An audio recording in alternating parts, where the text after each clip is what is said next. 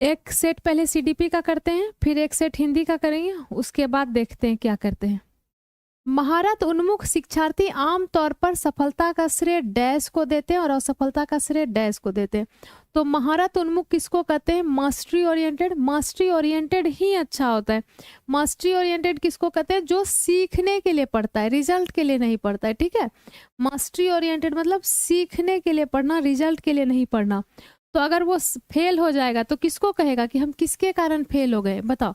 किस्मत को वो कभी नहीं मानेगा, वो कभी नहीं कहेगा कि हम किस्मत के कारण सफल हो गए, या असफल मतलब फेल। अगर फेल भी होगा तो कभी नहीं कहेगा कि किस्मत खराब था इसलिए फेल हो गए। फेल होगा तो कहेगा हम नहीं कोशिश किए।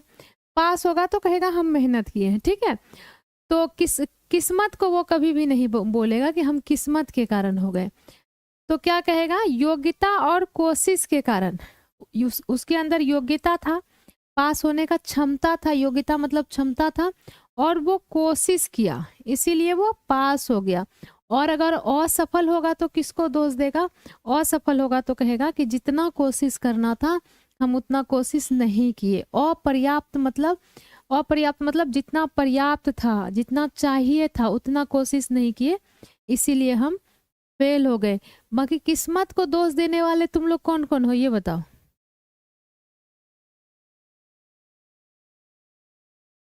निम्नलिखित में से कौन सा कथन विकास के समीप दूर अभिमुख सिद्धांत का प्रतिनिधित्व करता है? प्रोक्सिमो डिस्टल प्रिंसिपल। प्रोक्सिमो डिस्टल प्रिंसिपल क्या कहता है? प्रोक्सिमो डिस्टल प्रिंसिपल जो है ये कहता है क्या है बताओ? पहले बड़ी मांसपेशी पर कंट्रोल होगा। ठीक है, पहले बड़ी मांसपेशी, पहले बड़ी मांसपेशी पर कंट्रोल होगा, फिर बाद में छोटी। पहले बड़ी मांसपेशी पर कंट्रोल होगा, बाद में छोटी मांसपेशी पर कंट्रोल होगा। इसी को क्या कहते हैं? इसी को कहते हैं प्रोक्सिमो डिस्टल, मतलब केंद्र से बाहर की ओर, सेंटर टू पेरीफेरी। ठीक है, चलो तो आंसर करो भाई, कौन सा होगा? कोई इसका डी भी कर रहे हो क्या? देखो क्या कहता है, विकास बहुदिशात्मक और बहुआयामी है। बहुदिशात्मक है और बहुआयामी है, ये बात सच है। बहुदिशात्मक है और बहुआयामी है, ये बात सच है, लेकिन प्रोक्सिमो डिस्टल का ये मतलब नहीं है। अलग अलग संस्कृतियों में रहने वाले हम सकल जुड़वा अलग अलग दरों से विकसित होते हैं। ये क्या है? ये इंडिविजुअल डिफरेंस का सिद्धांत है। इंडिविजुअल का डिफरेंस जो होता है कि हर बच्चा अलग है, ये वो सिद्धांत है, ये प्रोक्सिमो डिस्टल नहीं है। मोतियों को धागों में पिराने से पहले बच्चा गेंद को पकड़ने की क्षमता, गेंद को ऐसे करके पकड़ लेता है, लेकिन मोती में धागा पिराने के लिए उसको उंगली पे कंट्रोल चाहिए, और उंगली पे बाद में कंट्रोल होता है। तो पहले बड़ी मांसपेशी पर कंट्रोल हुआ, फिर छोटी मांसपेशी पर कंट्रोल हुआ, तो ये क्या हुआ? ये हुआ प्रोक्सिमो डिस्टल। अब कुछ लोग डी के साथ कंफ्यूज हो रहे हो कि बच्चों में पहले खड़े होने से पहले बैठने की क्षमता, बैठने के लिए भी बड़ी मांसपेशी चाहिए, खड़े होने के लिए भी बड़ी मांसपेशी चाहिए। ये जो चौथा है ये क्या कहता है? ये कहता है विकास जो है वो एक क्रम में होता है। ठीक है, एक ऑर्डर फॉलो करता है, ऑर्डर। विकास क्या है? एक ऑर्डर फॉलो करता है। तो चौथा क्या कह रहा है कि विकास जो है वो एक क्रम में होता है, ऑर्डर फॉलो करता है। ये क्या कहता है? इंडिविजुअल डिफरेंस का सिद्धांत है। सही तो सारा है, चारों बात विकास के बारे में सही है, लेकिन प्रोक्सिमो डिस्टल कौन सा है?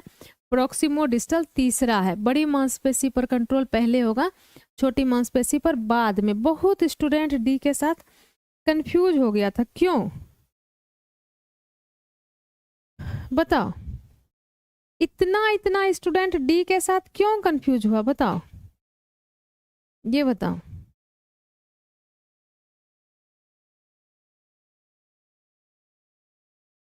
दीदी आज क्लास इतना लेट, आज 6:30 का तो लगाए ही थे ना, फिर सब सेटअप उटअप करते करते 6:45 हो गया।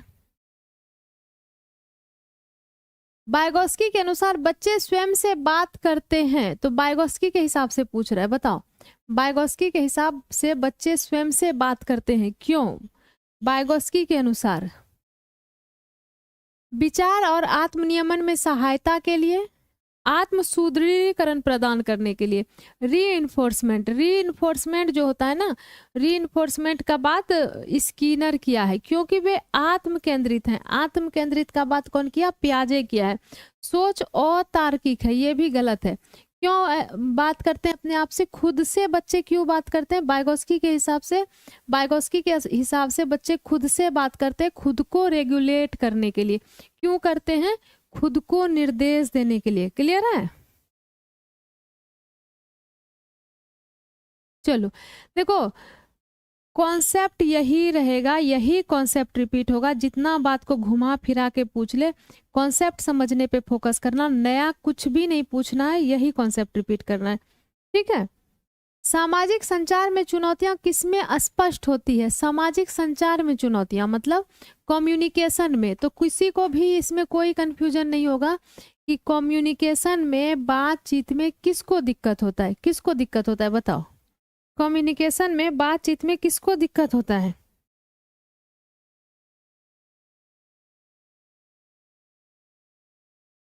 बताओ। बातचीत में दिक्कत किसको होगा? ऑटिज्म वाले को। ठीक है, बातचीत में दिक्कत किसको होता है? ऑटिज्म वाले को। ऑटिज्म का क्या क्या लक्षण है? फटाफट से सारा लक्षण लिखो तो देखें किसको किसको याद है ऑटिज्म का सारा लक्षण। सारा लक्षण लिखो, रोज ही बताते हैं ऑटिज्म का सारा लक्षण क्या है। बाइगोस्की के सीखने और विकास के सिद्धांत के अनुसार निम्नलिखित में से कौन सा आलंबन का उदाहरण है? आलंबन मतलब स्कैप होल्डिंग।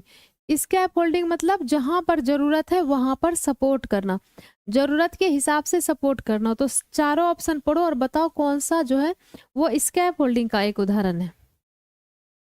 किसी कार्य को छोटे चरणों में तोड़ना और आवश्यकता अनुसार सहायता प्रदान करना। तो यही तो सही बात है ना। अगर बड़ा काम है तो उसको छोटे छोटे टुकड़े में तोड़ देंगे, और जहां पर जरूरत पड़ेगा वहां पे स्कैप होल्डिंग देंगे। अब जरूरत जहां पर है, आवश्यकता मतलब जरूरत, जहां पर जरूरत है वहां पे सहायता देंगे। अभी प्रेरणा के रूप में एक छात्र को उनके काम के लिए श्रेणी देना, रैंक देना, ये स्कैप होल्डिंग नहीं है। एक छात्र को पढ़ने का कार्य देना और उन्हें स्वतंत्र रूप से नहीं, टीचर को जहां पे भी बच्चे को जरूरत है, टीचर को वहां पे क्या करना है? सपोर्ट करना है। एक छात्र को एक कौशल का प्रदर्शन करना, फिर उन्हें अपने दम पर महारत हासिल करना नहीं। बाइगोस्की क्या कहता है? जहां पर बच्चे को जरूरत है वहां पर स्कैप होल्डिंग दीजिए। ठीक है, स्कैप होल्डिंग। लेखन वैकल्य की क्या विशेषता है? डिस्ग्राफिया क्या है बताओ? डिस्ग्राफिया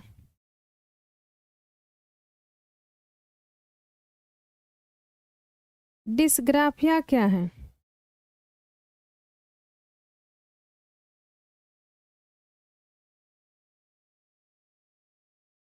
तो डिस्ग्राफिया क्या है? डिस्ग्राफिया है लिखित कार्य में चुनौती। डिस्ग्राफिया मतलब लिखने में दिक्कत। ठीक है, डिस्ग्राफिया मतलब लिखने में दिक्कत। अच्छे समस्या समाधानकर्ता बनने में विद्यार्थियों की सहायता करने के लिए एक शिक्षक को निम्नलिखित में से किस प्रक्रिया पर बल देना चाहिए? अच्छा समस्या समाधान करने में टीचर चाहता है कि बच्चा जो है वो अच्छा समस्या समाधानकर्ता बने, इसके लिए क्या क्या करना चाहिए टीचर को? बताओ बताओ भाई, क्या क्या करना चाहिए? ऐसी जानकारी पर ध्यान देना जो पहले से मौजूद विश्वासों और पूर्वाग्रहों की पुष्टि करे। तो पहले से जो विश्वास है, पूर्वाग्रह है, उस पे विचार करना है, उसको देखना है, मंथन करना है, चुनौती देना, ना कि उसको पुष्टि करना है। समस्याओं को एक विशिष्ट निर्धारित तरीके से, एक ही तरीके से हल करने पे जोर नहीं देना कि इसी तरीके से हल करो। बड़ी और जटिल समस्याओं को छोटी प्रबंधनीय समस्याओं में विभाजित करना। समस्या से संबंधित जानकारी के केवल एक ही पहलू पर ध्यान नहीं देना है।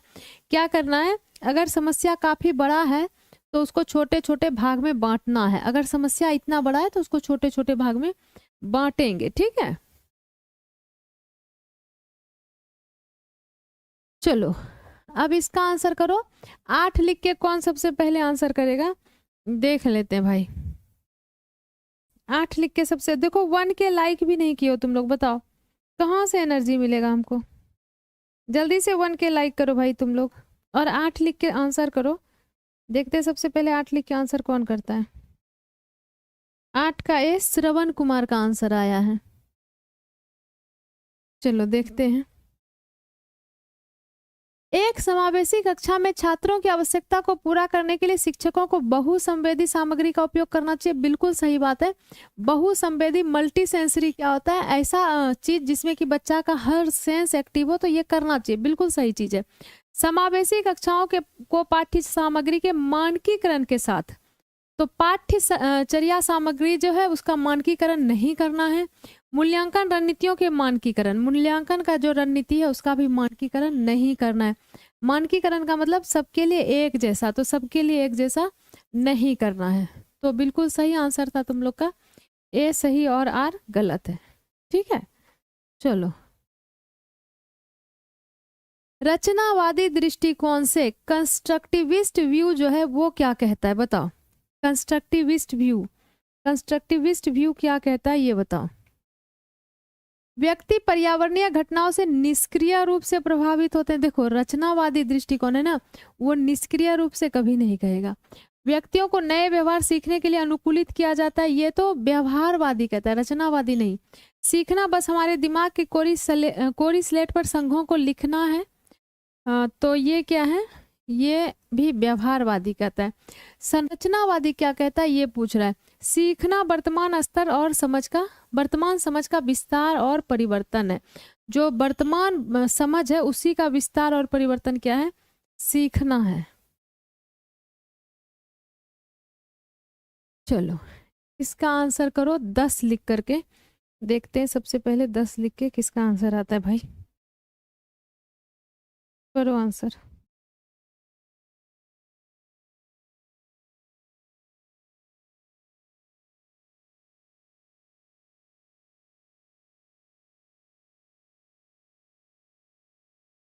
दस लिख के करना, ऐसे नहीं पता चलता है खाली ABCD लिखने से। श्रवण कुमार का फिर मैसेज आया है 10 का सी, आलोक कुमार का सी। चलो देखते हैं। प्रभावी शिक्षक खुद को शिक्षार्थियों के दैनिक जीवन और उनकी सामाजिक सांस्कृतिक पृष्ठभूमि से परिचित कराते हैं। बिल्कुल सही बात है। जो प्रभावी शिक्षक है वो क्या करेगा? प्रभावी शिक्षक क्या करेगा भाई? बच्चा का जो बैकग्राउंड है, समाज, संस्कृति, कल्चर, उससे जोड़ के ही पढ़ाएगा। ठीक है, तो उससे अपने आप को परिचित कराएगा। बिल्कुल सही बात है। सीखना एक सामाजिक संदर्भ में होता है, ये भी बिल्कुल सही है। ऐसा क्यों करेगा? क्योंकि सीखना जो है वो क्या है? सामाजिक संदर्भ में है। तो जब तक बच्चे के समाज को, संस्कृति को समझेगा नहीं, जानेगा नहीं, तब तक सिखाएगा कैसे? तो बिल्कुल ही सही है। अर्थपूर्ण अधिगम मुख्य रूप से किसके बारे में नहीं है? नहीं देख करके आंसर करना है। अर्थपूर्ण अधिगम किसके बारे में नहीं है? तो किसके बारे में नहीं है बताओ। अवधारणाओं को समझना है, ज्ञान का निर्माण भी है, कौशलों का विकास भी है, जानकारी को रटना। रटना जो है, किसी भी चीज को रटना क्या है? मीनिंगफुल लर्निंग नहीं है। ठीक है, चलो अब इसका आंसर करो।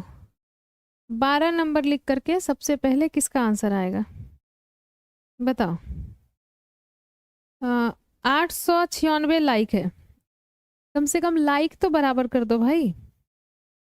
1 के लाइक तो करो तुम लोग। बताओ।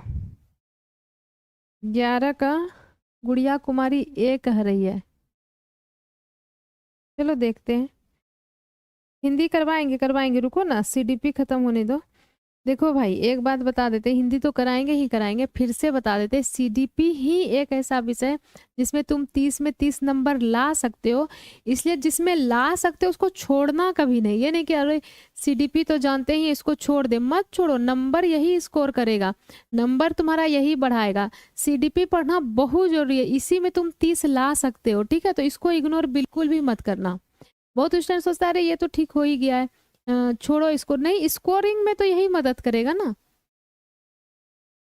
शिक्षिका को अपनी कक्षा के लड़कों को खेलों में भाग लेने के लिए प्रोत्साहित करना चाहिए और लड़कियों को कला अलंकरण के कार्य में।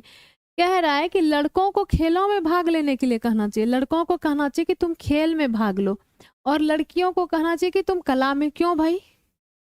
लड़की क्या खेल नहीं सकती है? लड़का क्या आर्ट में भाग नहीं ले सकता है? क्यों कहेंगे लड़का को कि तुम ही फुटबॉल खेलो और क्यों कहेंगे लड़की को कि तुम ही सजावट का काम करो? ये भेदभाव हुआ ना, रूढ़िवादिता हुआ ना। जिसको जिसमें इंटरेस्ट है वो करो। बच्चे मुख्य रूप से अंतर्निहित जैविक भिन्नताओं के कारण जेंडर भूमिका ग्रहण करते हैं। तो जेंडर भूमिका जो है, जेंडर भूमिका किसके कारण ग्रहण करते हैं? वो समाज के कारण, जैविक भिन्नता के कारण नहीं, समाज के कारण। तो क्या हुआ? दोनों गलत हुआ। कौन कौन 2 नंबर बी आंसर किए थे? अब हाथ उठा के बताओ। और कौन कौन बी आंसर नहीं किए थे वो बताओ। कौन कौन बी आंसर किए थे, कौन कौन बी नहीं किए थे? बताओ, बी आंसर कौन कौन नहीं किए थे? बहुत लोग इसका ए भी आंसर कर रहे थे।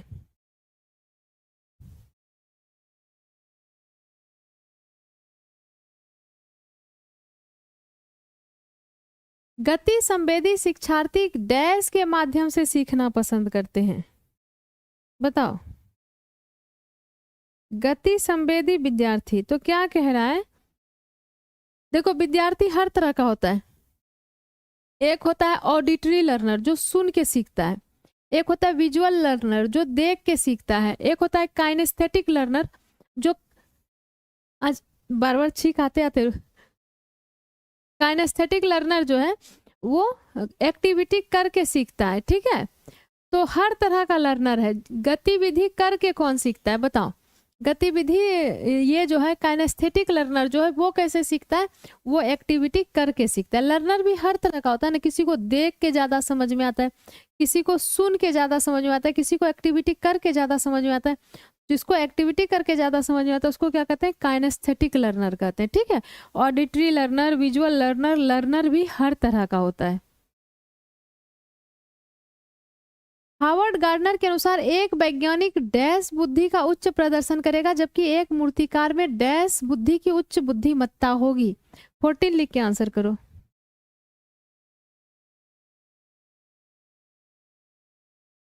लिख के करो भाई, 14 लिख के आंसर करो।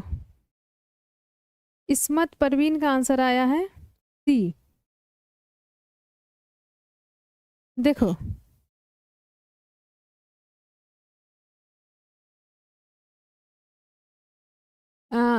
तो जब वैज्ञानिक है तो वैज्ञानिक के पास प्रकृतिवादी या ट्रांसडक्टिव या स्थानिक नहीं, कौन सा बुद्धि होगा? तार्किक गणितीय बुद्धि। ठीक है, जब तक तार्किक गणितीय बुद्धि नहीं होगा तब तक वो वैज्ञानिक बन ही नहीं सकता है। तो वैज्ञानिक के पास कौन सा बुद्धि है? तार्किक गणितीय बुद्धि। और मूर्तिकार के पास कौन सा है? स्थानिक भी है और गति संवेदी भी है, दोनों होता है। ठीक है, मूर्तिकार क्योंकि स्थान का उसको समझ है, शेप का समझ है, विजुलाइज कर पाएगा। जब वो मूर्ति बनाएगा तो पहले तो वो दिमाग में कल्पना करेगा ना मूर्ति का, जब तक मन में सोचेगा नहीं बनाएगा कैसे? तो मन में जब मूर्ति का कल्पना करेगा तो विजुअल स्पेशल बुद्धि है। उसके बाद छेनी हथौड़ी मारेगा तो उसको हाथ पे कंट्रोल चाहिए ना, तभी तो सही जगह पे छेनी हथौड़ी मारेगा। तो बॉडी पे भी कंट्रोल चाहिए और कल्पना भी कर सके किसी चित्र का, तो दोनों चीज चाहिए। तो विजुअल स्पेशल भी चाहिए और काइनेस्थेटिक भी चाहिए। ठीक है, चलो, समावेशन को बढ़ावा देने के लिए क्या आवश्यक है? बताओ, समावेशन को बढ़ावा देने के लिए क्या आवश्यक है? बताओ भाई, अहमद राजा बताओ।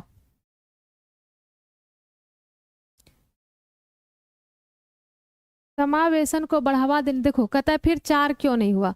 ये सब बच्चा की तरह बात करता है। 4 क्यों नहीं हुआ? इसमें कह रहा है कि स्थानिक है इसके पास, वैज्ञानिक जो कभी नहीं बन सकेगा जिसके पास तार्किक गणितीय बुद्धि नहीं होगा वो वैज्ञानिक कभी नहीं बन सकेगा। केवल स्थानिक बुद्धि से कैसे वैज्ञानिक बनेगा? बताओ, पहला में वैज्ञानिक वाला भरना है ना, दूसरे में मूर्तिकार का भरना है। तुम दोनों में मूर्तिकार का सोच रहे हो। जब तक तार्किक गणितीय बुद्धि नहीं होगा वैज्ञानिक नहीं बन सकता है। तुम लोग ध्यान से पढ़ो, तुम लोग छोटा बच्चा की तरह करते हो। बताओ, ट्रांसडक्टिव जो है ना, ट्रांसडक्टिव कोई गार्डनर का दिया हुआ जो 8 प्रकार का बुद्धि है उसमें से ट्रांसडक्टिव नहीं है। ट्रांसडक्टिव रीजनिंग जो है ये पियाजे दिया है कि जब बच्चा मूर्ख इसमें रहता है, पूर्व में रहता है, पूर्व संक्रियात्मक में, तब ट्रांसडक्टिव रीजनिंग करता है। मतलब ऐसा रीजनिंग जिसका कोई लॉजिक नहीं है, तो वो पियाजे का है, गार्डनर का दिया हुआ बुद्धि नहीं है ट्रांसडक्टिव। अब भर दिया, ऑप्शन कुछ देना था तो दे दिया। तो लचीला पाठ्यक्रम होना चाहिए, सहयोगात्मक अधिगम होना चाहिए, पृथक्करण और नामीकरण नहीं होना चाहिए, गम्य इमारत होना चाहिए। गम्य इमारत का मतलब होता है कि एक्सेस कर पाए बच्चा, मतलब ऐसा इमारत जिसको बच्चा यूज कर पाए, ऐसा नहीं कि ऐसा कर दे जो बच्चा यूज ही ना कर पाए। तो पहला, दूसरा और चौथा होना चाहिए। क्या नहीं होना चाहिए? पृथक्करण और नामीकरण। ठीक है, चलो भाई, कल सुबह जो है 9:30 बजे SST होगा। ठीक है, तुम लोग बहुत हल्ला मचा दियो कल सुबह, नहीं तो ये SST वाला सब जो है ना बहुत, जबकि SST का ऐसा कोई चीज नहीं है जो हम पढ़ा के नहीं रख दिए हैं, ना वो किताब पढ़ा के रख दी है। तुम लोग देखोगे नहीं, हल्ला जरूर मचाओगे। रिवीजन के रूप में पढ़ाइए, एक्सप्लेन ना करें, फटाफट से पढ़ा दें जो कहो भाई। हमको लगता है एक्सप्लेन नहीं करेंगे तो समझोगे कैसे। बच्चे जब डैश का अनुभव करते हैं तो बेहतर रूप से सीखते हैं। तो किसका अनुभव करते हैं तो बेहतर रूप से सीखते हैं। निम्न स्तर सतर्कता, देखो निम्न स्तर भी नहीं होना चाहिए, उच्च स्तर भी नहीं होना चाहिए, और अधिगम व्यवस्था, देखो सारा चीज लगता है एक्सप्लेन कर ही देते कोई अगर पहली बार देख रहा हो। तो लर्नड हेल्पलेसनेस क्या होता है? जब बच्चा ये हार मान लेता है कि हम कितना भी मेहनत कर लें हम आगे बढ़ ही नहीं सकते, उसी को कहते हैं अधिगम विवशता या अधिगम असहायता या लर्नड हेल्पलेसनेस। मध्यम स्तर का उत्साह होना चाहिए। देखो अगर तुम पढ़ने के लिए बहुत ज्यादा एक्साइटेड हो जाओगे ना कि हम जल्दी जल्दी जल्दी जल्दी जल्दी आंसर करेंगे, इतना ज्यादा एक्साइटमेंट, वो भी नहीं अच्छा। निम्न उत्साह, कोई मतलब ही नहीं है, हो रहा है क्लास लाइव करेंगे ही नहीं, तो भी नहीं अच्छा। मध्यम स्तर का होना चाहिए कि करेंगे भी समझेंगे भी। कोई भी चीज अति अच्छा नहीं होता है, चाहे कुछ भी हो, अति कभी अच्छा नहीं होगा। अति सर्वत्र वर्जयेत। ठीक है, तो अति नहीं होना चाहिए किसी चीज का। चलो इसका आंसर करो। 5 से 6 वर्ष के कम उम्र में बच्चों को ठीक से और रेखाओं के भीतर लिखने के लिए दबाव नहीं डालना चाहिए। बच्चे 5 से 6 साल के बाद गति कौशल पर बेहतर नियंत्रण कर पाते हैं। चलो इसका आंसर करो। चलो नो मैम, ओनली रिवीजन करवाइए।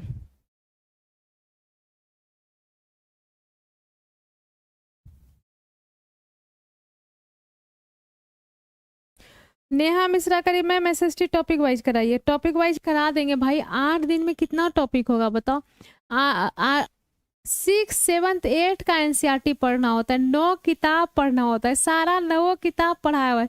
तुम ही लोग बताओ ना कौन सा रिवीजन कराएं।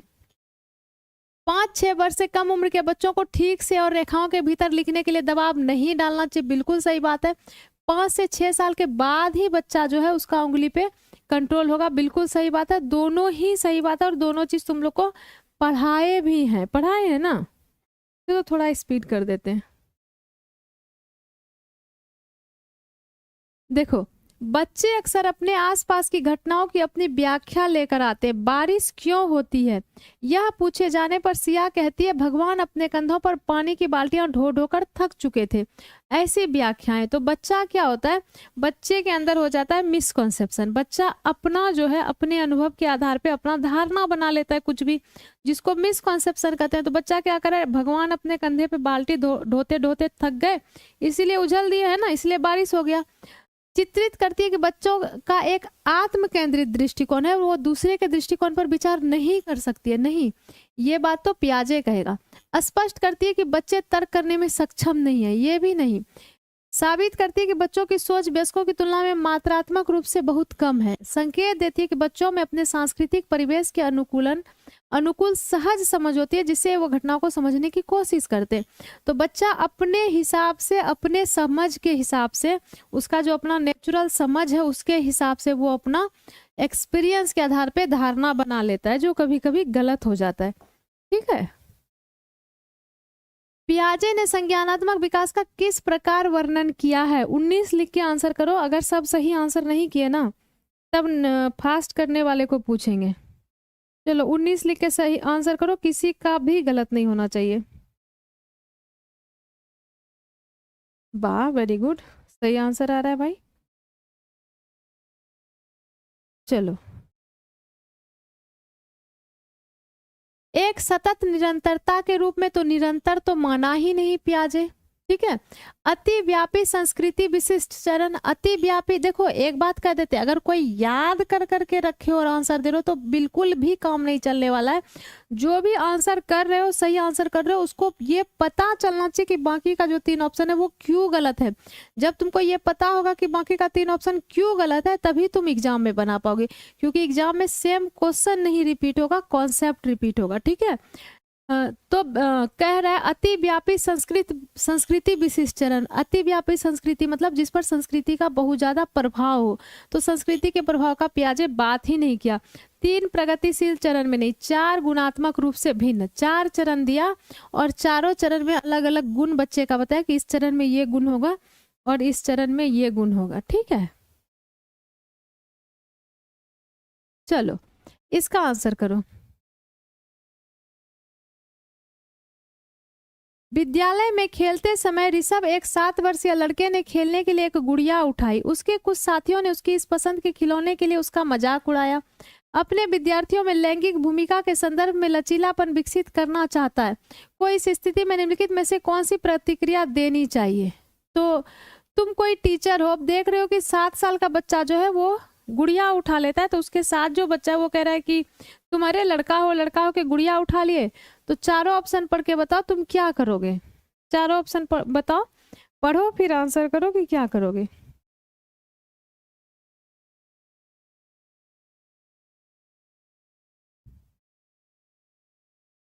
तो क्या करोगे बताओ। ऋषभ से बात करनी चाहिए कि गुड़िया लड़कियों के लिए उपयुक्त है, ऐसा बिल्कुल नहीं कहेंगे। ऋषभ से कहना चाहिए कि वह किसी और साथ के खिलौने के साथ खेले क्योंकि उसके दोस्तों को ये मंजूर, ऐसा भी नहीं कहेंगे। ऋषभ को गुड़िया के साथ खेलने देना चाहिए और दूसरे बच्चों को कहना चाहिए कि वे भी अपनी पसंद का कोई खिलौना चुन सकते हैं। बिना कुछ कहे गुड़िया को हटा देना चाहिए, ये भी नहीं कि गुड़िया हटा देंगे और कार दे देंगे, मतलब भीतर से कहीं ना कहीं उसके दिमाग में भरेंगे कि कार होता है लड़के के लिए, तो ये बिल्कुल भी नहीं भरना है कि लड़के के लिए कार होता है। ठीक है, चलो।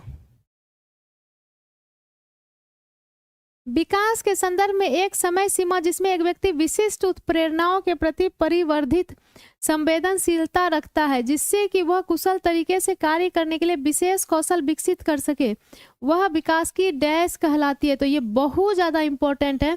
2 से 6 साल का जो टाइम है, पूर्व बाल्यावस्था, जिसको कि हम लोग क्या कहते हैं, जिसको हम लोग क्रिटिकल पीरियड भी कहते हैं। ठीक है, क्रिटिकल पीरियड भी कहते हैं, सेंसिटिव पीरियड भी कहते हैं। उसी के बारे में पूछ रहा है, जिसपे क्या होता है, पर्यावरण में जो भी होता है बच्चे के पर्यावरण में उसका बहुत ज्यादा असर होता है। तो इसको क्या कहते हैं, इसको कहते हैं क्रिटिकल पीरियड। ठीक है, क्या कहते हैं, क्रिटिकल पीरियड कहते हैं। चलो सबका सही है आंसर।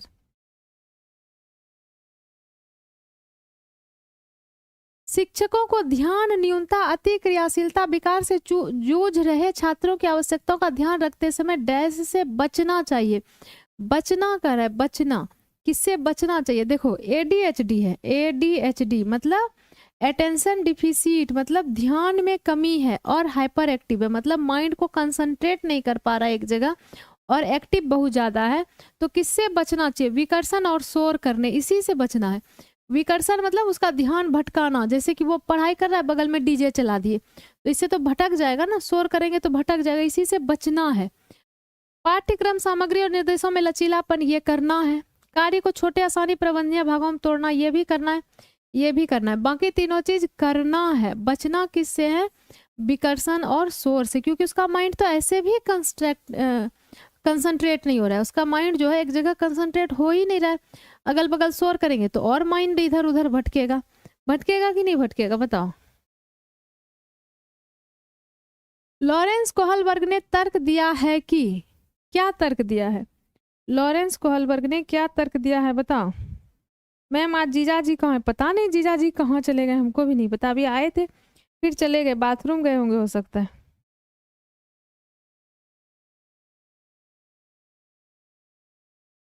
बताओ।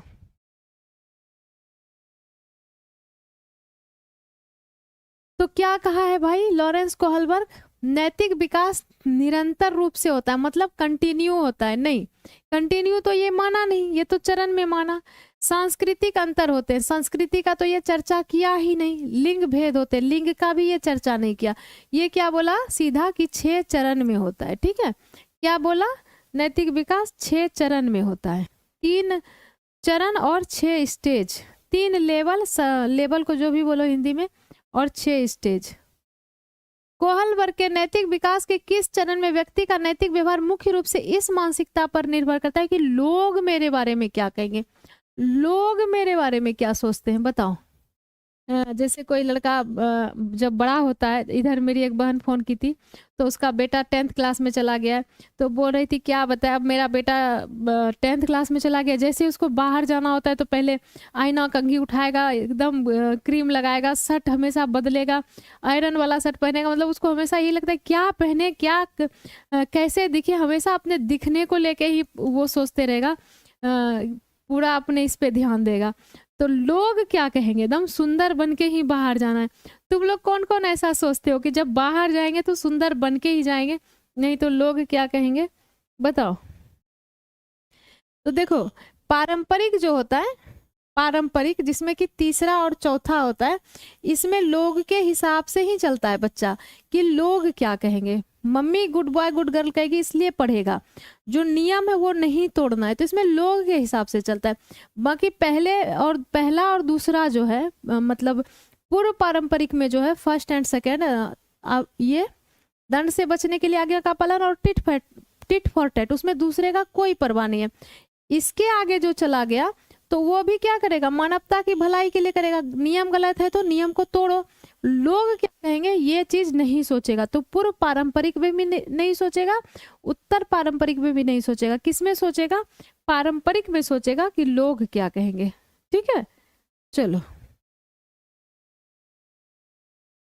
जीन पियाजे के अनुसार एक बच्चा जो सरल गणितीय उत्क्रमण जैसे 4 + 9 = 9, 9 - 5 = 4 के पीछे तर्क को समझने में असमर्थ है। असमर्थ है मतलब नहीं समझ पा रहा। अब एक बच्चा जो है वो यह नहीं समझ पा रहा है कि अगर 4 में हम 5 जोड़ देंगे तो ये 9 हो जाएगा, तो 9 में अगर हम 5 घटा देंगे तो ये 4 हो जाएगा, मतलब वो रिवर्स नहीं कर पा रहा है, पलटावे का गुण उसके अंदर नहीं है। ठीक है, क्या नहीं है भाई, पलटावे का गुण नहीं है। ठीक है, क्या नहीं है, पलटावे का गुण नहीं है। चलो, तो उसके अंदर इरिवर्सिबिलिटी है, मतलब पलटावे का गुण नहीं है, अपलटावे का गुण है। बाकी सारा ही चीज पढ़ा दिए हैं, ऐसा कोई चीज नहीं है जो नहीं पढ़ाए हैं। अब जल्दी जल्दी करो तो सारा चीज रिवीजन भी नहीं कराएंगे, नहीं तो तुम लोग कहोगे जल्दी करिए। चलो, इसका आंसर करो।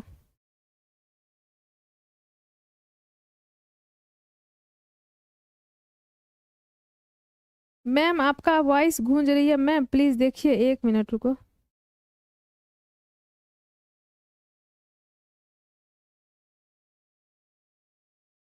एक मिनट, आवाज चेक करने दो हमको।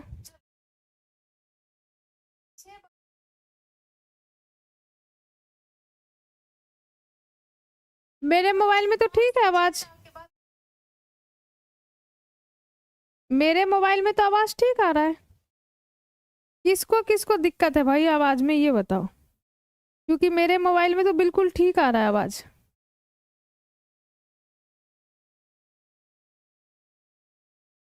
शिक्षकों को छात्रों से दूरी बनाकर रखनी चाहिए और अधिगम की प्राथमिक जिम्मेदारी उन्हीं पर डालनी चाहिए।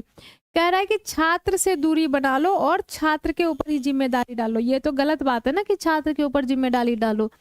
छात्र क्या करेगा भाई, वो करेगा, लेकिन प्राथमिक जिम्मेदारी उसके ऊपर नहीं डालेंगे। टीचर को होना चाहिए उसको सपोर्ट करने के लिए, कि जहां पे उसको जरूरत है वहां पे टीचर सपोर्ट करेगा। अधिगम एक लोकतांत्रिक वातावरण के बजाय एक एकाधिकारवादी वातावरण में होता है। बिल्कुल नहीं, किसमें होता है, लोकतांत्रिक वातावरण। लोकतांत्रिक वातावरण मतलब जिसमें हर बच्चे को अपना बात रखने का अवसर मिले। तो क्या हुआ, दोनों ही गलत है। ठीक है, दोनों गलत है।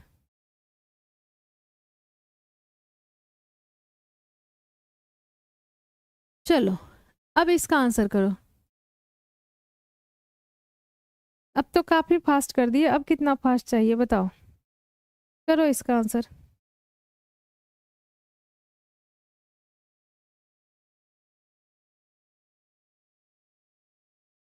शिक्षकों द्वारा प्रदान किया गया आलंबन बच्चों की सीखने की प्रक्रिया में बाधा डालता है। आलंबन मतलब स्कैप होल्डिंग, तो स्कैप होल्डिंग जो है वो बाधा नहीं डालता है, स्कैप होल्डिंग बाधा नहीं डालता है, बल्कि और क्या करता है, उसको सुगम बनाता है। लेव वाइगोस्की ने प्रस्तावित किया कि बच्चे स्वतंत्र रूप से पर्यावरण पर काम करते, बच्चे स्वतंत्र रूप से काम करते, ये तो पियाजे बोला है। वाइगोस्की भी क्या बोला है, किसी के साथ इंटरेक्शन करते हैं, एमकेओ के साथ, ठीक है। तो दोनों ही गलत है, दोनों ही गलत है, ठीक है।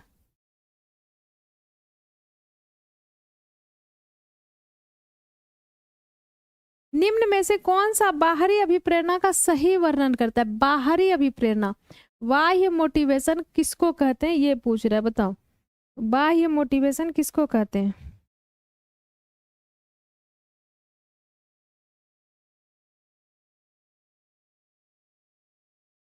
अभिप्रेरणा जो आंतरिक कारकों से आती है, या आंतरिक अभिप्रेरणा, अभिप्रेरणा जो कार्य के व्यक्तिगत आनंद से आती है, अभिप्रेरणा जो व्यक्तिगत संतुष्टि से, ये तीनों क्या है, आंतरिक अभिप्रेरणा है।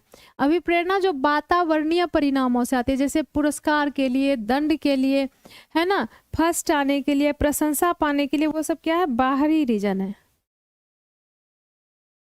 पियाजे के संज्ञानात्मक विकास के सिद्धांत के संवेदी चालक अवस्था के दो महत्वपूर्ण, तो संवेदी चालक का पूछ रहा है 0 से 2, और अभी तुरंत हाल फिलहाल में पियाजे पढ़ाएं, पियाजे तो बहुत बार पढ़ाएं, हाल फिलहाल में इसका रिवीजन कराएं। तो संवेदी चालक 0 से 2 में बच्चा क्या कर सकता है, किसी का भी गलत नहीं होना चाहिए। चलो भाई जल्दी आंसर करो, देखें कौन सही आंसर करते हो। 29 लिख के, 29 का सी रोशनी का आंसर आया है। उसके बाद ताफरेन जहान, अब सबका आंसर आ गया है। देखो जीववाद जो है प्री में आता है, ठीक है, और ट्रांसफॉर्मेशन, ये परिवर्तन जो है आगे चल के आएगा।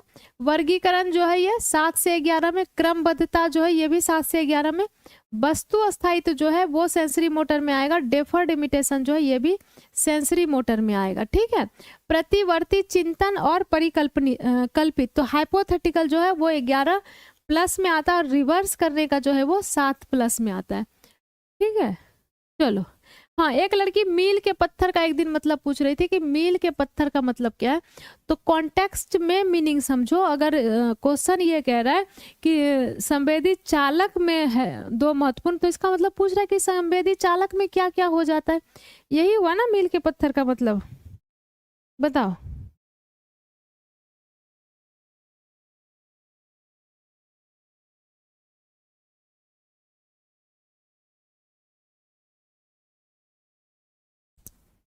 बच्चे क्या हैं, बच्चे बताओ, बच्चे क्या हैं, चारों ऑप्शन पढ़ो फिर आंसर करो। अनियंत्रित पैदा होते हैं, बिल्कुल नहीं भाई, अनियंत्रित पैदा नहीं होते हैं। आनुवांशिक कोड के साथ आते हैं, उनकी नियति तय करते हैं, उस सामाजिक सांस्कृतिक संदर्भ में से बहुत प्रभावित होते हैं जिसमें वे बड़े होते हैं। तो बच्चे क्या होते हैं, उस सामाजिक सांस्कृतिक संदर्भ से बहुत प्रभावित होते हैं जिसमें वो बड़े होते हैं, मतलब समाज और संस्कृति का बहुत असर होता है किस पर, बच्चे पर। चलो हो गया खत्म, फास्ट फास्ट फास्ट हो गया, फास्ट। अब गद्यांश कर लेते हैं, फिर पद्यांश कर लेते हैं, फिर पेडागोजी करेंगे, ठीक है। मानसिक जगत में परिवर्तन कैसे आया? जब मानव ने मन के विकास के लिए भौतिक और मानसिक दुनिया की खामियों के खिलाफ लड़ाई शुरू की, तो मानसिक परिवर्तन होने लगे। यही लड़ाई अब भी जारी है और आगे भी रहेगी। आनंद मार्गदर्शन के अनुसार मानसिक दुनिया में परिवर्तन को ज्ञान योग कहा जा सकता है। यह बदलाव भी पूर्ण महत्व का नहीं, सापेक्ष महत्व का ही था। क्या मनुष्य ने अपनी अंतर्निहित खामियों के खिलाफ लड़ाई में किसी बड़ी ताकत की मदद ली? हाँ, उन शुरुआती दिनों में लोगों ने देखा कि भौतिक दुनिया की अपेक्षा मानसिक दुनिया में अधिक खामियां थी। गहन विश्लेषण के बाद मनुष्यों ने निष्कर्ष निकाला, यदि वे अपनी मानसिक प्रवृत्तियों को एक बिंदु पर केंद्रित कर सकते हैं और उन्हें ब्रह्मांडीय ऊर्जा में विलीन कर सकते हैं, तो वे उस ब्रह्मांडीय ऊर्जा की सहायता से अपनी खामियों को दूर करने में सक्षम होंगे और पोषित लक्ष्य प्राप्त कर सकेंगे। आनंद मार्गदर्शन के अनुसार मानसिक स्तर के परिवर्तन को क्या कहा जाता है? तो जो इस डैड कहाँ गए यार, उस मार्केट गए क्या? तो मानसिक स्तर के परिवर्तन को क्या कहा जाता है? जो पैसे जिसमें दिया है उसी के हिसाब से आंसर करना है। क्या लेना है बेटा? तो तुमको बोले ना कुर्सी के इस पार से लो, उधर से तार हिल जाएगा।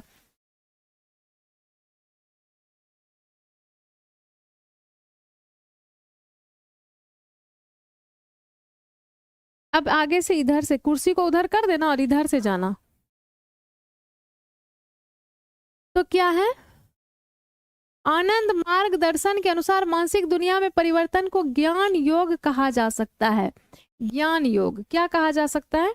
ज्ञान योग। ठीक है, तो जो पैसेज भी दिया उसी के हिसाब से आंसर करना है, अपना दिमाग ही नहीं लगाना है।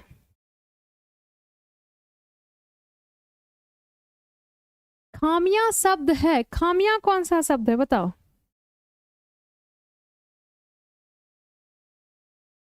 बताओ भाई, खामियां शब्द क्या है? तो देखो, सब शब्द क्या होता है? तत्सम क्या होता है? जो संस्कृत से ज्यों का त्यों ले गया, संस्कृत का वर्ड है ज्यों का त्यों हिंदी में लिया गया। तद्भव क्या होता है? जो संस्कृत का शब्द है उसको थोड़ा सा चेंज करके हिंदी में लिया गया है। और देशज क्या होता है? जो हमारे देश का लोकल शब्द है, किसी जगह जगह मतलब हर जगह प्रयुक्त नहीं, कहीं कहीं किसी जगह प्रयुक्त होता है।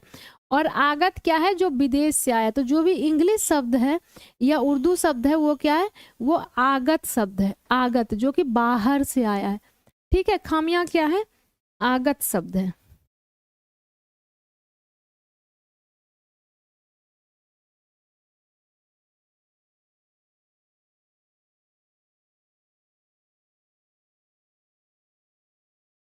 चलो, मानसिक दुनिया से तात्पर्य क्या है? तो मानस दो तरह की दुनिया का बात हो रहा है, एक भौतिक दुनिया और मानसिक दुनिया। मानसिक दुनिया का मतलब यहाँ पे क्या है? काल्पनिक दुनिया। भौतिक दुनिया मतलब रियल का दुनिया, जो दुनिया वास्तव में है। और एक दुनिया जो हमारे कल्पना में, एक दुनिया जो वास्तव में है, एग्जिस्ट करता है, और एक दुनिया जो हमारे कल्पना में है। ठीक है, तो मानसिक दुनिया से मतलब क्या है? मानसिक दुनिया का मतलब है काल्पनिक दुनिया, जो रियल में एग्जिस्ट नहीं करता। ठीक है, मानसिक मतलब काल्पनिक दुनिया जो रियल में एग्जिस्ट नहीं करता है। गद्यांश के अनुसार मनुष्य को डैश की जरूरत है, बताओ किसकी जरूरत है? गद्यांश के हिसाब से ही आंसर करना है, जो गद्यांश में दिया उसी के हिसाब से आंसर करना है। अपनी क्षमताओं को उन्नत करने की, ब्रह्मांड या ऊर्जा की खोज। तो क्या कह रहा है? अपनी क्षमता को एक जगह जमा करो, उसको ब्रह्मांड की ऊर्जा में विलीन करो। खोज करने तो नहीं कह रहा है, अपनी क्षमता को पहचानने भी नहीं कह रहा है। क्या कह रहा है? अपनी कमियों को दूर करने। क्या कह रहा है? गद्यांश के अनुसार मनुष्य को क्या करने की जरूरत है? बताओ, गद्यांश के अनुसार क्या करने की जरूरत है? बताओ। गद्यांश के अनुसार अपनी कमियों को दूर करने की जरूरत है। ठीक है, तो जो गद्यांश में कह रहा है वही करना है, अपना दिमाग लगाना ही नहीं है। ठीक है, गद्यांश के हिसाब से क्या कह रहा है? अपनी कमी को दूर करना है। अंतर्निहित का समान अर्थी शब्द नहीं है। पहले ये बताओ समान अर्थी का मतलब क्या होता है? बहुत स्टूडेंट कभी कभी पूछता है समान अर्थी मतलब क्या? समान अर्थी मतलब सेम मीनिंग। समान अर्थी मतलब समान अर्थ देने वाला, जिसका सेम अर्थ होता है, समान अर्थ होता है, उसी को कहते हैं समान अर्थी। तो अंतर्निहित का मतलब क्या है? अंतर्निहित का मतलब उसी के अंदर है। अगर कोई चीज कहेगा कि ये चीज उसमें अंतर्निहित है, मतलब ये चीज उसी के अंदर में है। ठीक है, तो समाविष्ट का मतलब भी वही होता है। समाविष्ट का अगर हम कहेंगे कि ये चीज उसी में समाविष्ट है, मतलब ये उसी के अंदर में है। समाहित का भी मतलब वही होता है कि ये चीज उसी के अंदर में है। और सन्निहित का मतलब भी यही होता है कि ये चीज उसी के अंदर में है। समायोजित मतलब होता है किसी चीज को एडजस्ट करते हैं ना, वो प्याजे वाला एकोमोडेशन, समायोजन। तो किसी चीज को एडजस्ट करना, किसी चीज को एडजस्ट करना क्या कहलाता है? समायोजित। तो सन्निहित हो या समाहित हो या समाविष्ट हो या अंतर्निहित हो, सबका मतलब ही है कि यह चीज उसी के अंदर में समाया हुआ है, अंदर में ही समाया हुआ है, उसी को कहते हैं सन्निहित। क्लियर है? बताओ किसका किसका क्लियर है, किसका किसका नहीं है भाई, ये बताओ।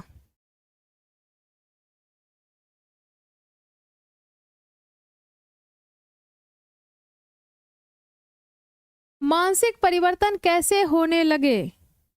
मानसिक परिवर्तन कैसे होने लगे बताओ?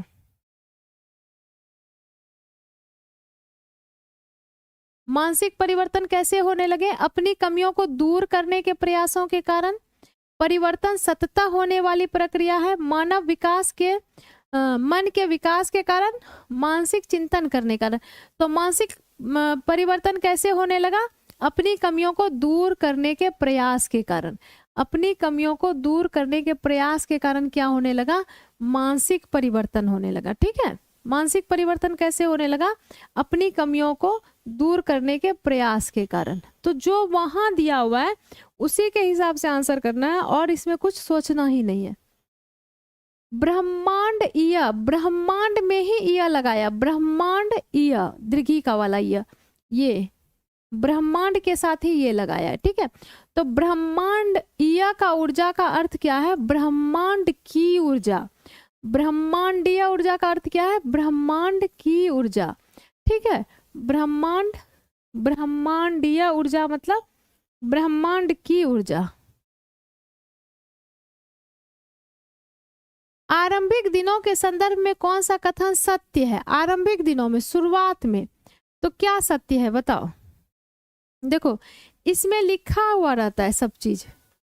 आरंभिक दिन मतलब शुरुआती दिनों में लोगों ने देखा कि भौतिक दुनिया की अपेक्षा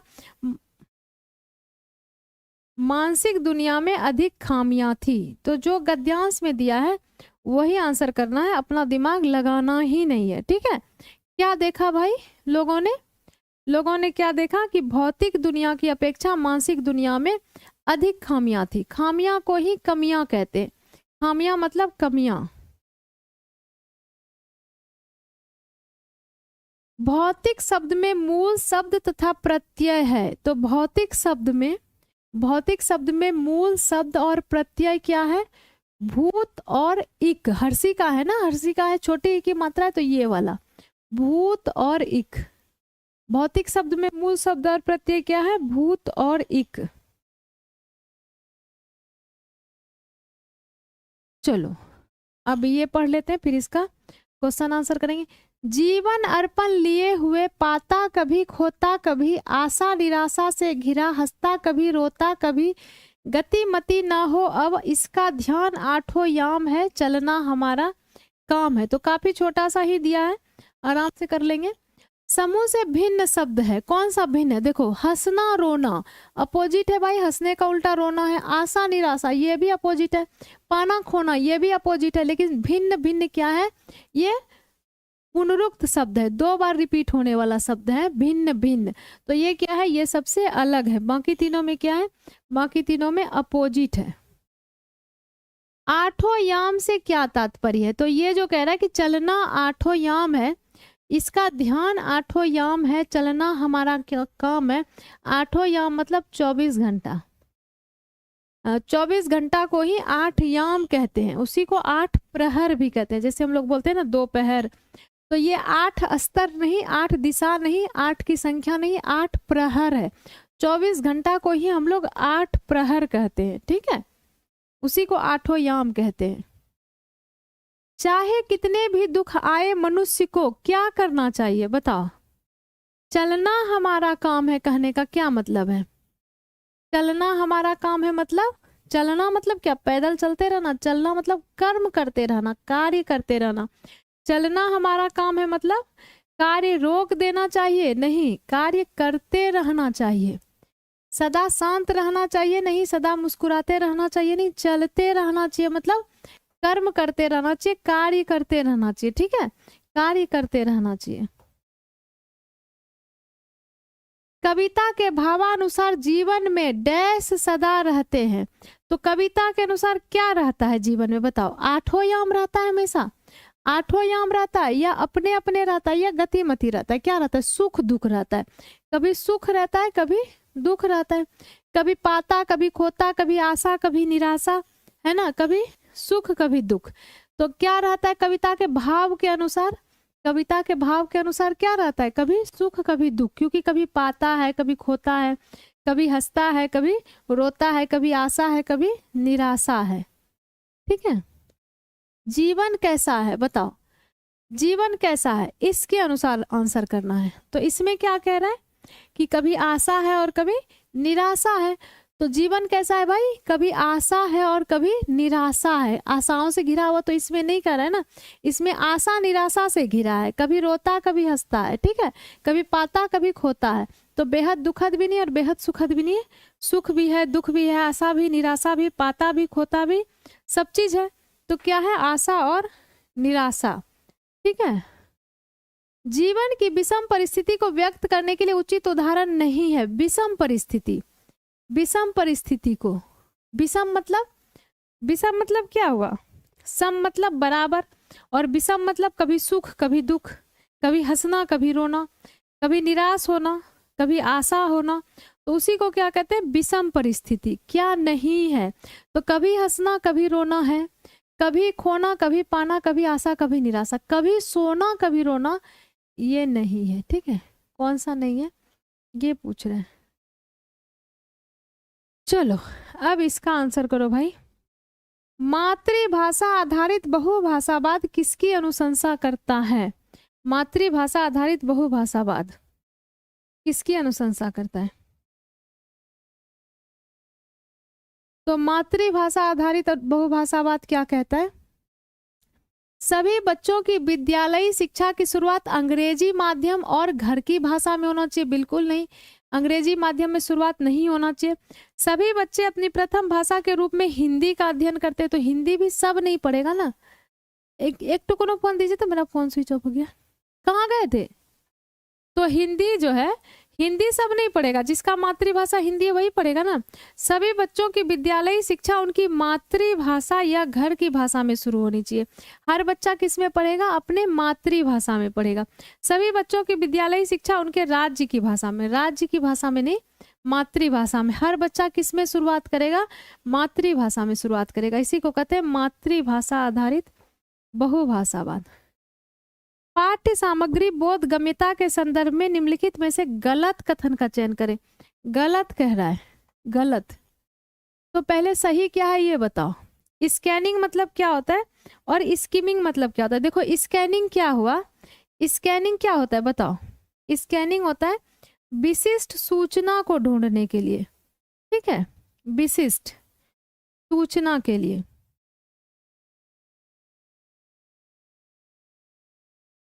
क्या हुआ? विशिष्ट सूचना के लिए। और स्किमिंग क्या हुआ? स्किमिंग हुआ ओवरऑल आइडिया, ओवरऑल आइडिया या जिस्ट, जनरल मीनिंग कि कहना क्या चाह रहा है, इसके लिए, ठीक है। अब चारों ऑप्शन पढ़ो फिर देखो क्या होता है। स्किमिंग समीक्षा करने के लिए अधिक उपयुक्त है, जबकि स्कैनिंग द्वारा किसी विशेष प्रश्न का उत्तर देने में सहायता मिलती है। तो बिल्कुल भाई स्कैनिंग विशिष्ट समीक्षा के लिए होता है। स्किमिंग जो है वो पूरा ओवरऑल मीनिंग बताता है और स्किमिंग से जो है कुछ विशिष्ट चीज खोजा जाता है, ये तो सही है। स्किमिंग और स्कैनिंग दोनों में ही पाठ्य सामग्री के पठन तीव्र, ये भी स्पीड में वो भी स्पीड में, बिल्कुल सही है। स्किमिंग के अंतर्गत पाठ्य सामग्री को शीघ्रता से पढ़ा जाता है, जबकि स्कैनिंग अंतर्गत विशिष्ट तत्व, दोनों बिल्कुल सही है। स्किमिंग में गहराई से पठन किया जाता है और इसके ये गलत है, जो गलत है वो बताना है, ठीक है। Thank you. सूरज आरुष कल आए, चलो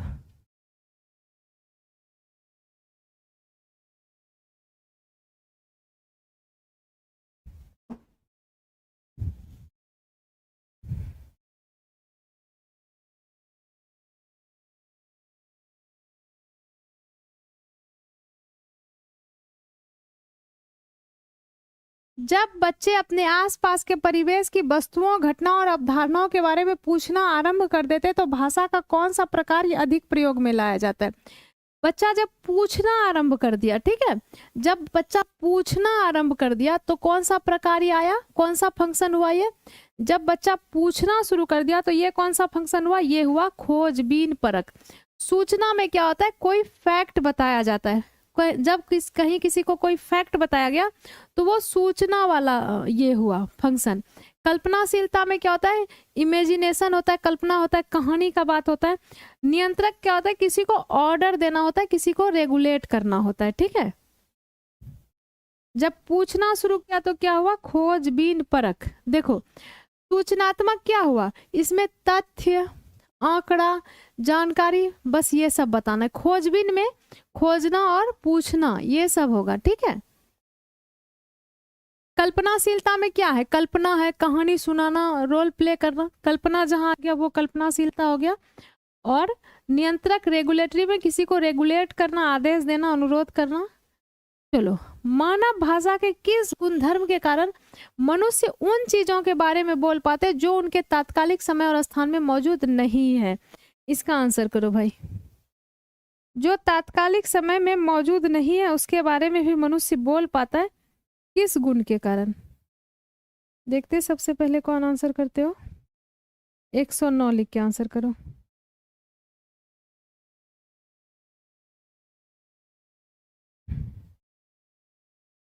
तो ये क्या है? ये है विस्थापन, डिस्प्लेसमेंट, ठीक है। डिस्प्लेसमेंट का मतलब हुआ कि जो चीज उस समय उसके पास नहीं भी है उस टाइम पे, उसके बारे में भी बोल सकता है। यादृच्छिकता तो बताए ही है कि जो भाषा है और जो उसका मीनिंग है उसके बीच कोई रिलेशन नहीं है, ठीक है। देखो, यादृच्छिकता क्या है? जो शब्द है और उसका अर्थ है, जैसे पहाड़ है, नदी है, तो पहाड़ शब्द और रियल के पहाड़ में कोई रिलेशन नहीं है। संरचना निर्भरता क्या है? ये जो है संरचना पर, वाक्य का जो संरचना होता है ना उस पे ज्यादा फोकस करता है, ना कि एक एक शब्द पर। वियोजन सामर्थ्य, वियोजन क्या हुआ भाई? एक एक चीज को मिला के, जैसे कि अलग अलग चीज, जैसे ध्वनि, शब्द और वाक्य सबको मिला करके जो बनता है भाषा, उसके बारे में इस पे बात होता है। कौन सा कौशल समझ के साथ पठन का लक्षण नहीं है? समझ के साथ पठन किसमें पता चल रहा है कि सिर्फ पढ़ रहा है, समझ नहीं रहा है? ये बताओ। समझ के साथ पठन का लक्षण नहीं है।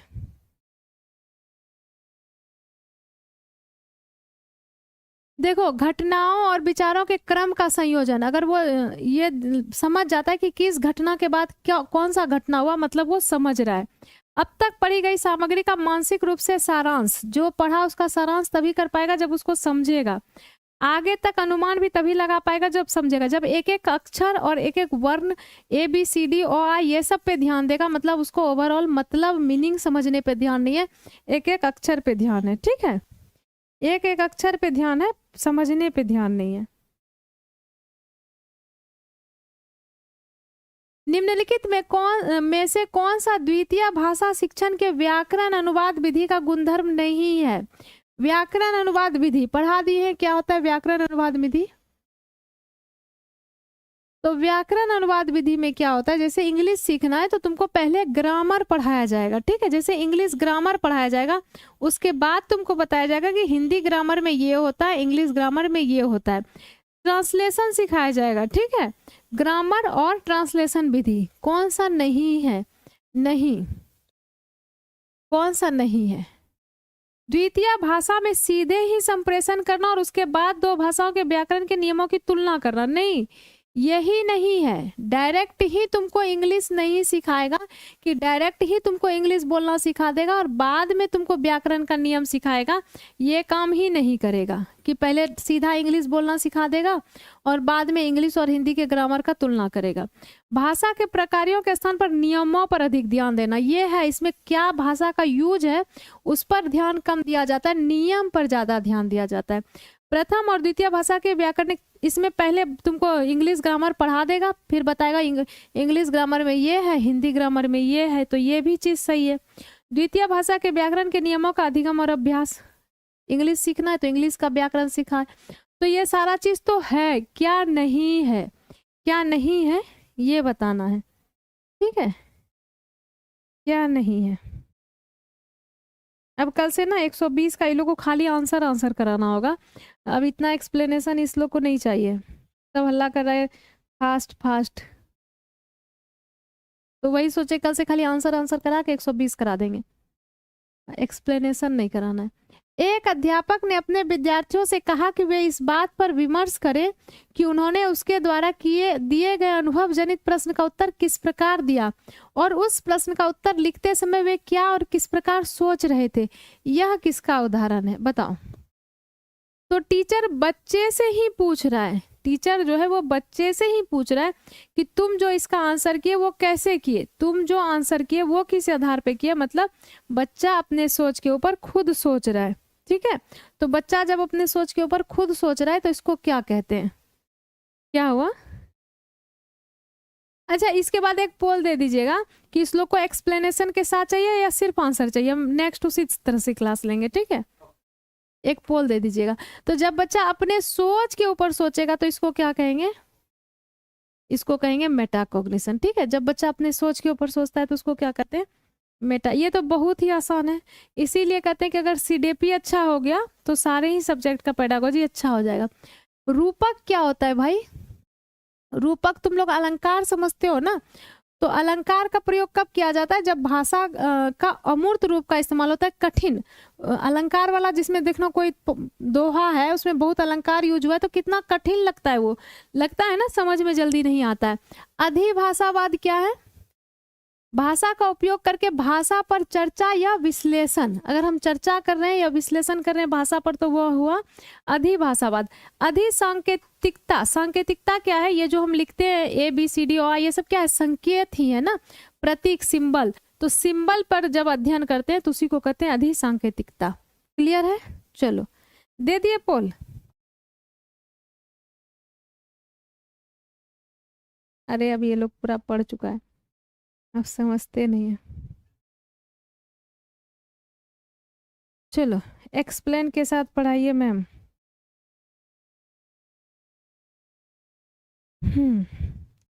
निम्नलिखित में से क्रेसन की परिकल्पना में से कौन सा वाइगोत्स्की के जेडपीडी के समान है। देखो क्रेसन का जो परिकल्पना है और जेडपीडी, तो स्टीफन क्रेसन का जितना परिकल्पना है, हाइपोथेसिस, पांचों हाइपोथेसिस पढ़ा दिए। क्या क्या है स्टीफन क्रेसन का हाइपोथेसिस, जो भी बोल रहे थे फटाफट आंसर खाली करिए, वो बताओ लिख के। जो भी कह रहे थे कि खाली आंसर आंसर कराइए, खाली आंसर आंसर कराइए, फास्ट कराइए, वो बताओ। स्टीफन क्रेसन जो पढ़ाए हैं उसका 5 हाइपोथेसिस क्या है, लिख के बताओ कमेंट में।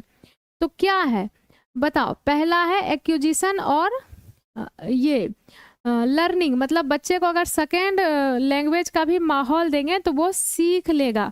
और क्या है, नेचुरल ऑर्डर में सिखाना है। और क्या है, इनपुट हाइपोथेसिस।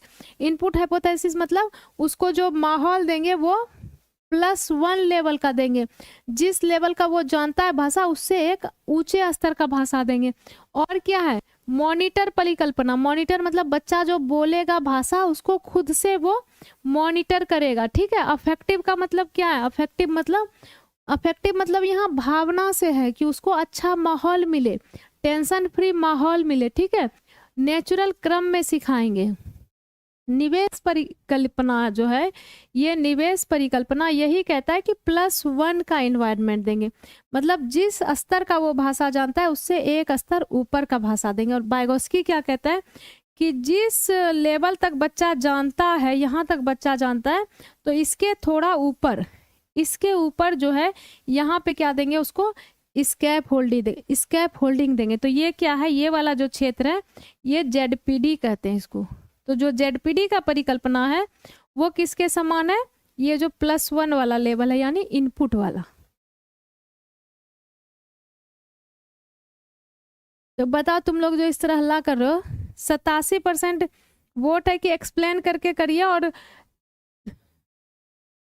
देखो जो वो बच्चा होता है ना कि एक्सप्लेन मत करिए, सिर्फ आंसर आंसर आंसर, वो क्या करेगा, जहां लाइव चल रहा है वहीं देखेगा, समझना उसको कुछ भी नहीं है, सिर्फ आंसर करना है। रिजल्ट उसका सच कहते हैं नहीं आता है, रिजल्ट उसी का आता है जो एक एक चीज को समझने पे फोकस करता है। समझ, देखो बार बार कर रहे हैं, क्वेश्चन रट के जाओगे रिजल्ट नहीं आएगा, क्वेश्चन रिपीट नहीं होगा, कॉन्सेप्ट रिपीट होगा। तो समझ के जाओगे, 3 ऑप्शन अगर कटा तो क्यों कटा, ये समझ के जाओगे तभी सीटेट पास कर पाओगे। अगर सीधा आंसर रट लिए हो कि इसका ये आंसर है तो रिजल्ट नहीं होगा, ठीक है। चलो मैम प्लीज एक्सप्लेनेशन से पढ़ाइए। हाँ भाई एक्सप्लेन करके ही पढ़ाएंगे।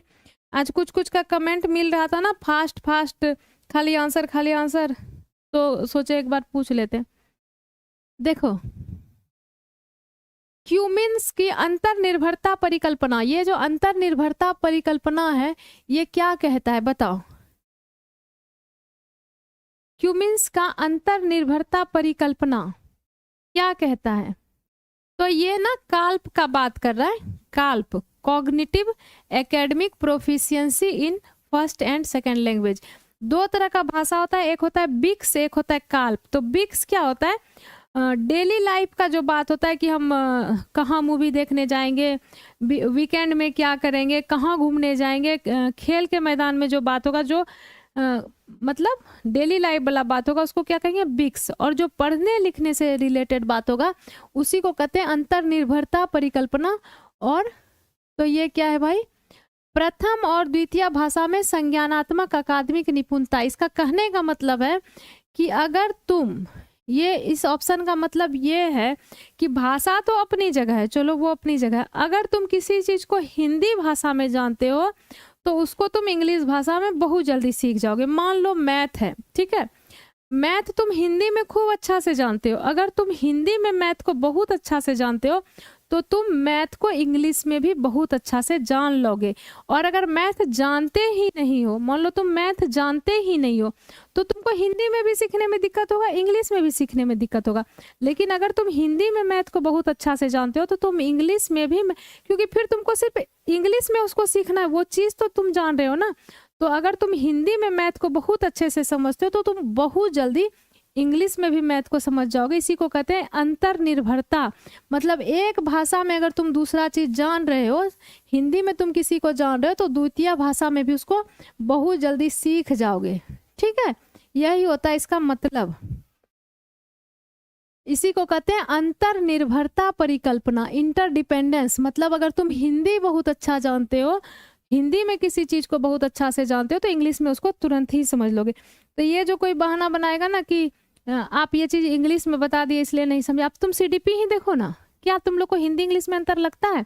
नहीं लगता होगा। तुम डेवलपमेंट, अगर तुम विकास समझ लियो तो तुमको डेवलपमेंट समझने में कोई दिक्कत नहीं होगा। होगा? बताओ। चलो,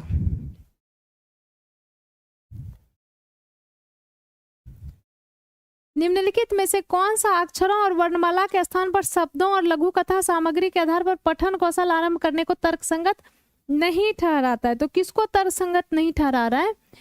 अक्षरों और वर्णमाला के स्थान पर। तो दो तरह का होता है। अगर हम ए बी सी डी से शुरू करते हैं, ए बी सी डी से शुरू करते हैं, ठीक है, अक्षर से शुरू करते हैं, उसके बाद ऊपर जाते हैं वर्ड पे, फिर जाते हैं फ्रेज, फिर सेंटेंस, ऐसे जाते हैं, ठीक है, फिर स्टोरी। तो ये क्या होता है? ये होता है बॉटम अप। बॉटम से अप जा रहे हैं ना, तो ये क्या हो गया? Bottom up. अप। और एक होता है टॉप डाउन। टॉप डाउन क्या होता है? ऊपर से नीचे आते हैं। जैसे पहले ही स्टोरी सुना दिए, ठीक है, धीरे धीरे नीचे आएंगे, बाद में हम अल्फाबेट पे आएंगे। तो ये कह रहा है कि ऐसा जिसमें कि वर्णमाला के स्थान पर शब्दों और लघु कथा से शुरू किया जाता है। मतलब इसका बात कर रहा है, ABCD से शुरू नहीं हो रहा है, टॉप डाउन आ रहा है, शब्द और लघु कथा से ही शुरू होता है। वर्णमाला के स्थान पर शब्दों और लघु कथा सामग्री के आधार पर पठन कौशल आरंभ करने को तर्क संगत नहीं ठहराता है। नहीं ठहराता है, तो आंसर करो भाई।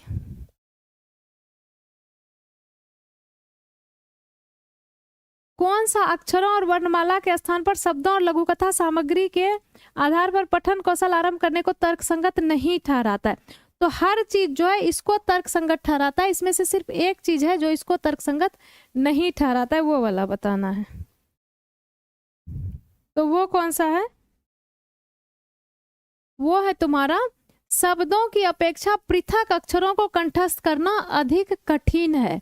ठीक है, शब्द जो है, कहानी जो है, वो याद आसानी से हो जाएगा, एक एक अक्षर याद करना कठिन है।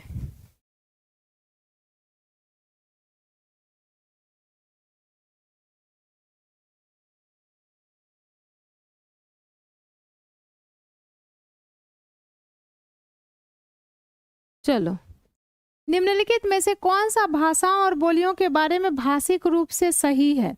सही वाला बताना है, कौन सा सही है? बोली और भाषा के बारे में कौन सा सही है?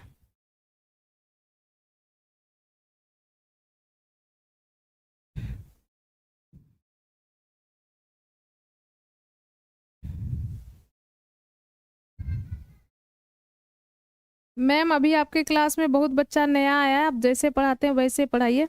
अंशुका सिंह, बिल्कुल सही कर रही हो अंशुका, हम अपने स्टाइल में ही पढ़ाएंगे और मेरे स्टाइल में जो बच्चा पढ़ता है वही बच्चा फिर रिजल्ट भी लाता है। फास्ट फास्ट फास्ट आंसर रटने वाला बच्चा रिजल्ट नहीं लाता है। देखो, भाषाओं की अपनी लिपि होती है परंतु बोलियों की कोई विशेष लिपि नहीं होती, ये गलत बात है। ठीक है, क्योंकि हर भाषा का भी अपना लिपि नहीं है ना। हम हिंदी को भी देवनागरी में लिखते हैं, संस्कृत को भी देवनागरी में लिखते हैं। भाषाओं में साहित्य लिखा गया परंतु बोलियां मौखिक परंपरा। देखो, बोली में भी साहित्य लिखा गया है, विद्यापति का बहुत सारा लिखा हुआ है और इसमें मैथिली में रामचरितमानस लिखा हुआ है अवधि में। भाषाएं और बोलियां भाषिक रूप से भिन्न है परंतु भौगोलिक रूप से समान है। भौगोलिक रूप से भी समान नहीं है। भाषा एक बड़ा रूप है, उसी का पार्ट है बोली। एक भाषा में बहुत सारा बोली होता है। तो सही क्या है, भाषा और बोलियों में कोई सुपरिभाषित भाषिक अंतर नहीं है। ठीक है,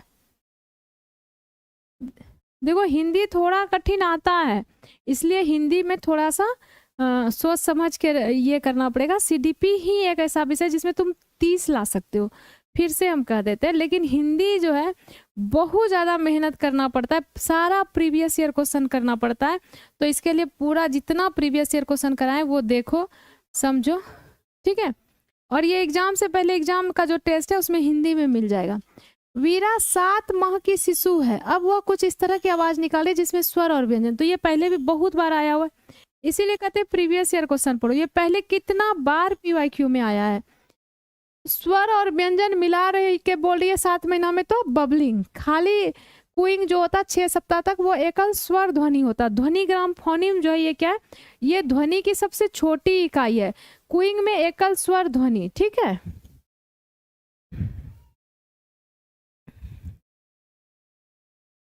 उत्पादक शब्द संपदा क्या है। उत्पादक शब्द संपदा, तो शब्द संपदा उत्पादक है।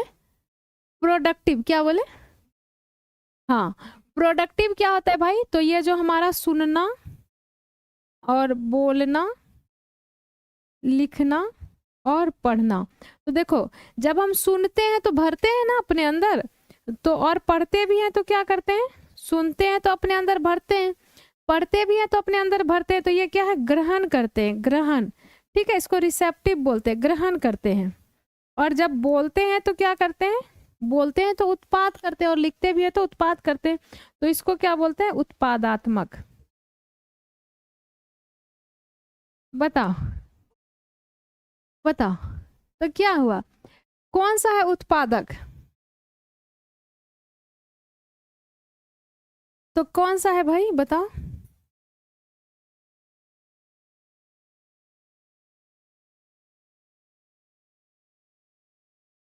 वे शब्द जिनका हम लिखने और बोलने में प्रयोग करते हैं उसी को क्या कहते हैं, उत्पादक शब्द संपदा। ठीक है,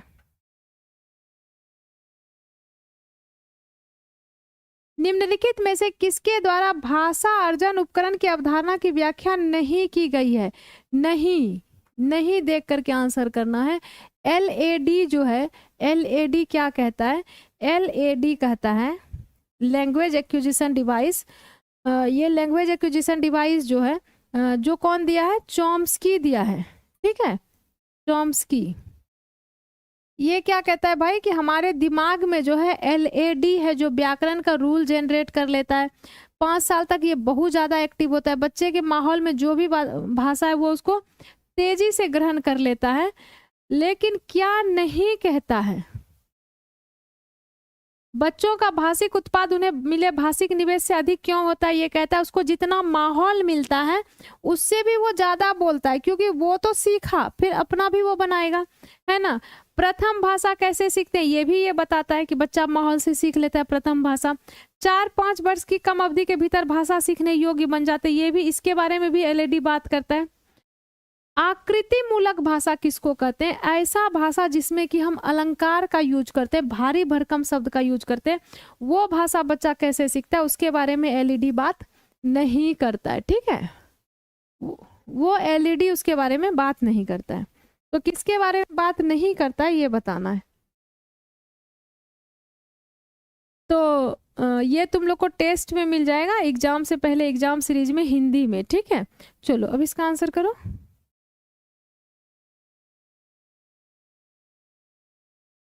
चलो हिंदी अच्छा हो गया ना। कराए तो बहुत सारा हिंदी है, लेकिन हिंदी में बार बार कहते हैं बहुत ज़्यादा मेहनत करना पड़ता है। लाने का तो अंजार 29 नंबर लाया हिंदी में, सिर्फ प्रीवियस ईयर जितना कराए थे वो देख करके। तो देखो क्या कह रहा है, एक समुदाय विशेष के बोलने चालने में तरीके में यह देखा गया कि दो भिन्न भिन्न सामाजिक आर्थिक समूह के लोग एस को भिन्न भिन्न तरीके से उच्चारित, किसका बात हो रहा है, उच्चारण का, प्रोनाउंसिएशन का। जब अलग अलग तरह से प्रोनाउंसिएशन करते हैं, जैसे अगर हम सौ का बात करें तो सौ में तो बहुत ज़्यादा ये हम लोग बिहार के लोग क्या करते हैं, ये सौ है, चाहे ये सौ है, चाहे ये सौ है, तो हम लोग सबको क्या बोलते हैं, हम लोग सबको स ही बोलते हैं। हम लोग श उतना दिमाग नहीं लगाते, सबको स बोल के काम चलाते हैं। अब जैसे कोई बंगाली है तो वो क्या बोलता है, वो सबको श ही बोलता है, चाहे ये स है ये स है।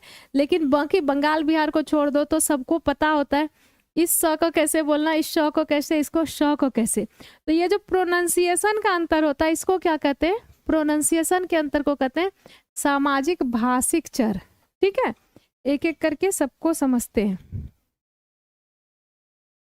देखो अगर प्रोनाउंसिएशन में अंतर है, ठीक है, उच्चारण में अंतर है, तो वो क्या हुआ, उच्चारण में अंतर है तो सामाजिक भाषाई चर कहलाता है। जैसे स का भी बताए, स का उच्चारण, स का उच्चारण में अंतर होता है अलग अलग जगह के लोग में, स श ये सब, ठीक है।